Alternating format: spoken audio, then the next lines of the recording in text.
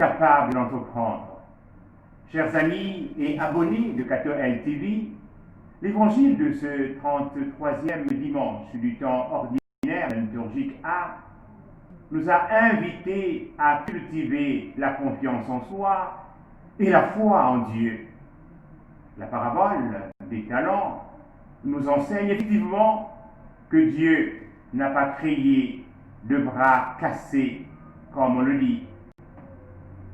Ces personnes toujours affairées sans rien faire et qui disent on va encore faire comment? Ou encore le travail blanc ne finit jamais,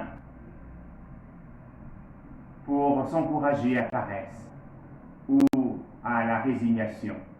Pourtant, il n'y a pas de place pour la paresse et pour les paresseux dans le royaume des cieux. Car la paresse est l'un des 7 péchés capitaux, au même titre que l'orgueil, la gourmandise, la luxure, l'avarice, la colère et l'envie. À chacun, Dieu a donné des talents selon ses capacités.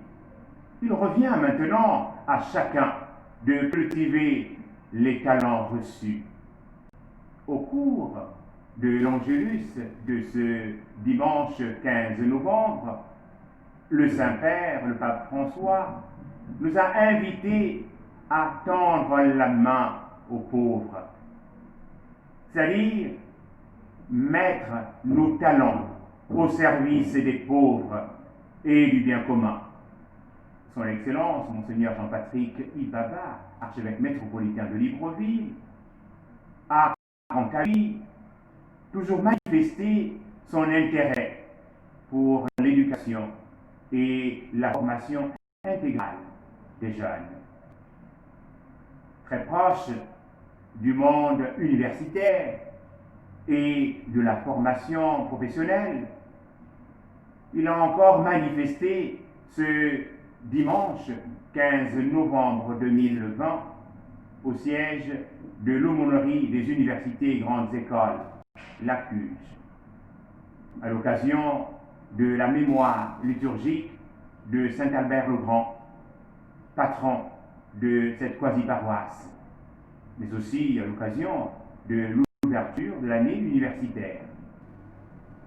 Du 16 au 21 novembre 2020, nous allons vivre la semaine mondiale de l'entrepreneuriat à travers le monde entier. Cependant, beaucoup n'entreprennent pas à cause de la peur qui les paralyse ou à cause de l'ignorance.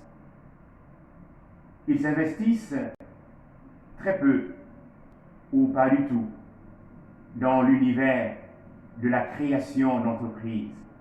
D'autres encore à cause de la paresse et de l'oisiveté.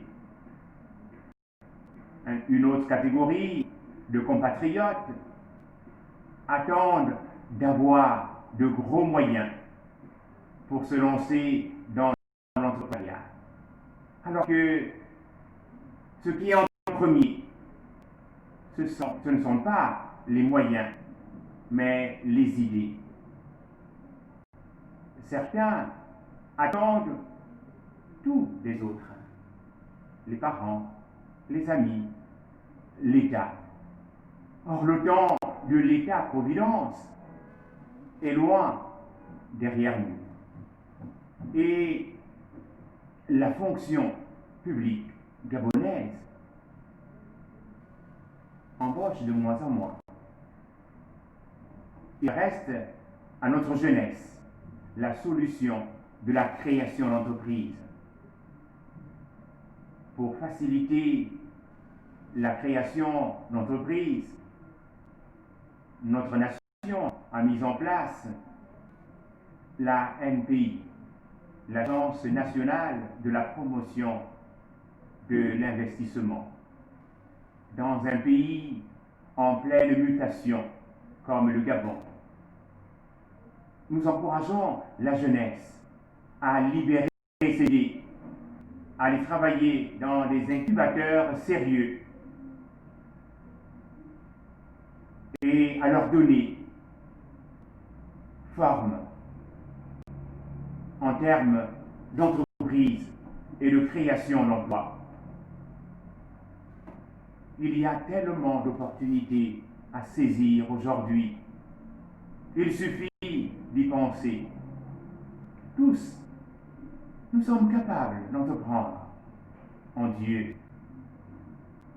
car Dieu a mis en chacun de nous les dons, selon la capacité de chacun. Il nous revient de cultiver ces dons dans un esprit de confiance en soi et de foi profonde en Dieu. Que Dieu bénisse et protège le Gabon et tous ses habitants.